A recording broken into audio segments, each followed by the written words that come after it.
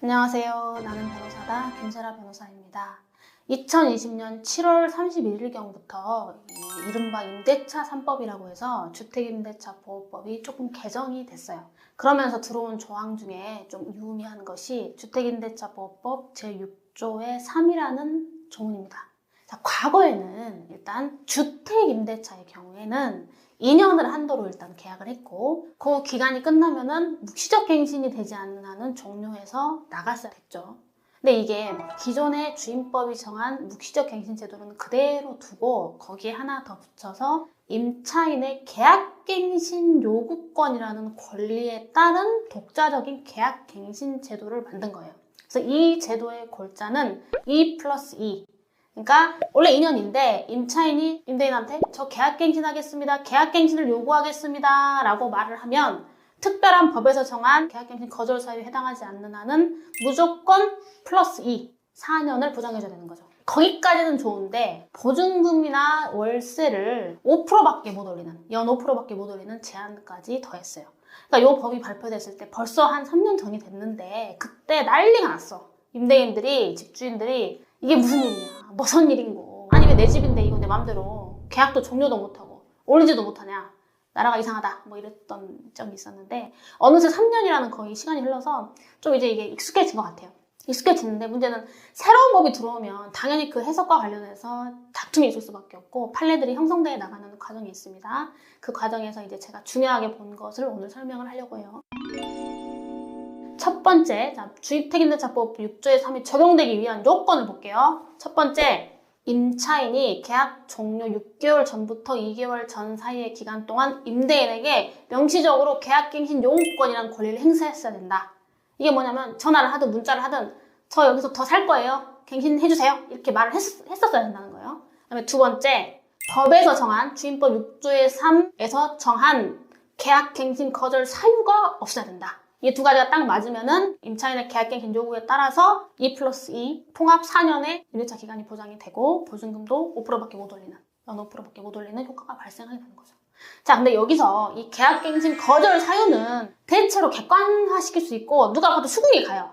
예를 들면 임차인이 2회 이상 월세를 안 냈다거나, 아니 월세도 안 낸 사람 무슨 갱신해주겠어요. 아니면 임차인이 임대인의 동의 없이 마음대로 전대를 놨다거나, 임차인이 고의나 중과실로 목적물을 파손시켰다거나, 세입자가 다 두드러 깨는데 그 사람한테 계약갱신 해줘야 돼요? 말이 안 되잖아요. 이렇게 좀 객관화할 수 있는 사유가 딱 법에 명시돼 있어서 누가 봐도 납득이 가는데 하나 좀 이상한 게 있어요. 그게 뭐냐면 임대인 본인 또는 그 직계 좀비 속의 실거주를 목적으로 하는 경우. 이 법을 만들어 놓고 보니까 좀 임차인한테 유리한데 임대인은 너무 이거는 다 양보해야 되는 것처럼 보이니까 하나 숨통을 내준 거죠. 어쨌든 이 집은 임대인 집이잖아요. 그러니까 내 집에 내가 살겠다는데 그러면 그래도 세입자를 먼저 보호해줘야 되냐? 이거 말이 안 되니까 임대인이 실거주 한다 하면 그냥 이거는 계약갱신 거절할 수 있고 2년 되면 나가야 된다. 이렇게 법을 만들어 놨어요. 그리고 국회의원들이 생각할 때 이거를 꼭 악용할 사람이 있을 것 같다는 생각이 드니까 계약갱신 요구를 행사를 했고 임대인이 실거주를 목적으로 계약갱신을 거절을 했어. 그래 놓고 계약갱신이 됐더라면 계약이 유지됐을 기간 중에 다른 제3자의 세입자를 구해서 그 사람한테 임대차를 줬다. 이렇게 세 가지 요건이 딱 맞으면은 주임법에서 아예 명시적으로 임대인은 손해배상을 해줘라, 임차인한테. 이렇게 규정을 하고 손해배상의 범위 자체를 명시를 해버렸어요. 특별하게 뭐 손해배상을 합의하지 않았던 한 갱신 거절 당시 임차인의 3개월분의 차임액, 그 다음에 임대인이 제3자에게 임대하여 얻은 월 환산 차임액과 계약갱신 거절 당시 임차인의 월 환산 차임액의 차액분의 2년치, 그리고 실거주 목적 계약갱신 거절로 인하여 임차인이 입은 손해, 이 세 가지 중에서 가장 큰 걸 항목으로 한다. 이렇게 딱 명시를 했거든요. 이거는 이제 사안에 따라서 돈을 계산을 해봐야 됩니다, 여러분. 여하튼 이렇게 딱 명시를 했어요. 거기까지는 좋아요. 그럼 그게 적용되는 사례는 그대로 하면 되잖아요, 공식대로. 근데 이제 예외가 생깁니다.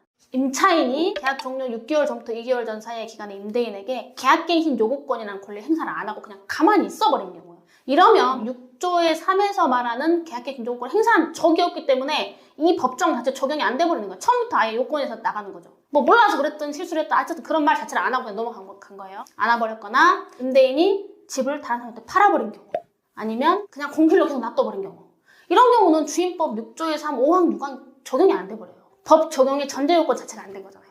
이런 경우는 하급심에서 판사님들이 민법 750조 불법행위 책임으로 손해배상 책임을 이론 구성합니다. 근데 750조가 적용되려면, 민법 750조가 적용되려면 어쨌든 불법행위거든요. 이거는 법 위반이 있어야 돼. 여기서 말하는 법이 뭔가요? 주민법 6조의 3이거든요, 사실은. 그 외에 다른 걸 상정할 수가 없어요. 근데 6조의 3이 요건이 안 되는 거를 불법이라 해가지고 불법행위 책임지나? 이게 좀 이상한 거예요.